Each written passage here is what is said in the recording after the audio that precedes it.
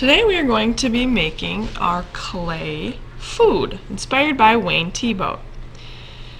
Now last week you drew a template. So you chose a food. So I chose corn. I also have a cupcake here so I can show you both. But you chose and you drew your favorite food for your clay project. Now at your table you're each going to have a piece of clay about this size. You're going to have to share rolling pins. I do not have enough rolling pins for everybody to have their own. And there's going to be a box of lots of different clay tools. Now the first thing we're going to do is we're going to roll out our clay piece into a slab. To do that everyone needs rulers. And then again you'll share the rolling pin. Now the rulers are a guideline. We're not going to be measuring anything today, but while you're rolling out, you don't want your clay to get any thinner than this. If it gets thinner than this, that means it's too thin and it might break. And so you're going to roll until you actually can't roll anymore because the rulers are in your way. Now I'm going to roll for my corn. I'm going to roll mostly up and down and a little bit out as well, so I have room. If you were doing something more like a cupcake or more of the square shape, I'm definitely going to roll in all directions so that it gets wider and taller. If you stand up, use your upper body strength, it'll be easier for you. You're going nice and slow. Every once in a while measuring, yep, okay. So I need to make it a little wider, a little taller. I'm not on those rulers yet. I'm not rolling. I'm still making the clay wider. And perfect. My piece fits. However, it's still a little thick. I'm not rolling on that rulers. I want you to keep going until you're going on the rulers.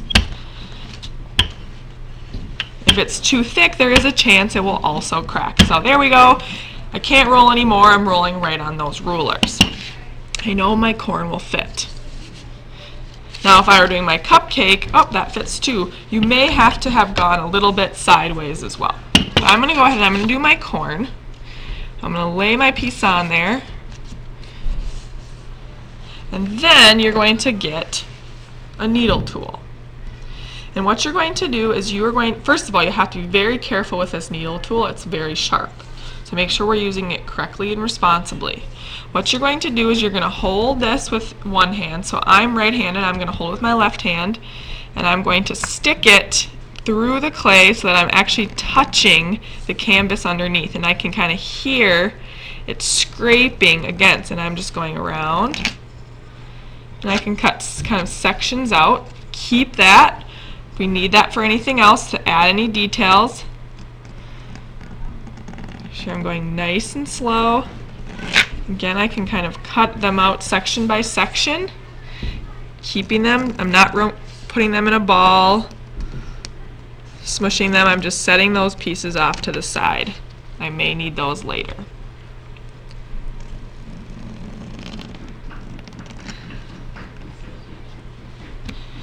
And now I have the shape of my corn. Now, I still need to make it look a little bit more like corn. You can see I need to do the kernels, the texture. I want to do kind of the leaves, the bottom part, the husk. So I'm going to look at my artwork and I'm to gently, with my needle tool, I'm going to draw those details. Lightly at first so that if you mess up, you can just gently erase.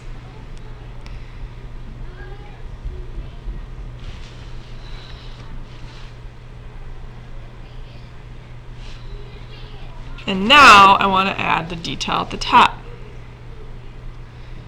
Make the corn come down. I think I'm going to erase that and make that a little bit better. Oops, not so straight. See how I can erase there. And to add texture, there's a few different things. I could go in and I could draw lines with this tool. I have a green tool. You could go in and draw lines with that. Okay, if you want to do some kind of dots, if you have sprinkles or any details in your food, you could do dots with either side. I think I'm going to use this green tool. So it's a little wider. It's not such a thin line, but a little wider. wider. And I'm going to make all the kernels in my corn. Trying to make them even.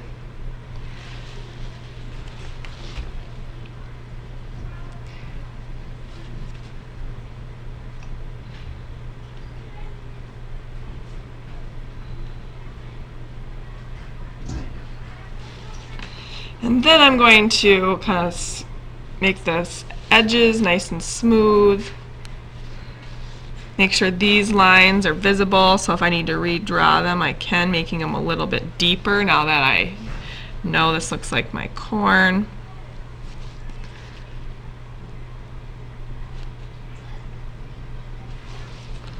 And I am finished with my corn. So there's lots of different tools you could do with texture.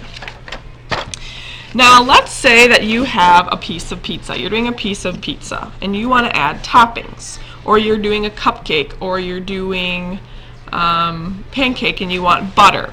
You're going to have to cut out and add these different things. So I've already started. I have my pizza. I've actually added 1 pepperoni already, and you're going to use those extra pieces that you have from cutting out to make all the extra things that you need. So I could go ahead and I'm just going to draw carefully another pepperoni. That looks like a good pepperoni, and then I can go ahead and I can cut it out.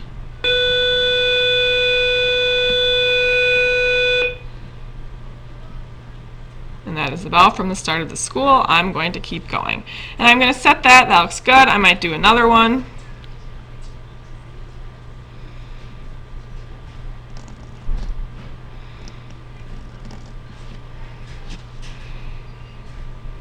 Making it, kind of fixing it after I cut it out, making it the shape that I want it to be, a nice circle.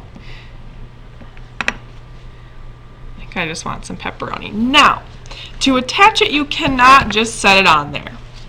There's a few things that I like to say. You want to scratch it to attach it. So that means for my piece of pepperoni, I'm going to scratch it. Kind of do a big game of tic-tac-toe, both on my clay piece, or my little piece, and my pizza. So scratch it to attach it. Then we're going to add water. It's called slip. We're going to slip to be hip. Put a little bit of water. Notice I didn't put a lot of water. Put it right on that spot, and then blend to the end. Now to blend it, to really make it stay, you're going to take a green tool and you're just going to go along that edge of the pepperoni, and you're going to blend it. Blend the two together so that they're really nice and stuck. A finger for that is also a great tool to make it nice and smooth. Again, scratch it to attach it. A big game of tic-tac-toe on both pieces of clay. Slip to be hip. And the last one, blend to the end. Take your green tool and go along the edge of that pepperoni, blending it. And this is kind of a tricky part, so I can help you with this, and then maybe going over with my finger. Now I could also, if I wanted to, I could maybe I want to do some pepperoni, or I could attach them as well. There's some green pepper, some mushrooms. But you can go ahead and add as many things as you want, as long as you're scratching it, adding the water, the slip, and blending it.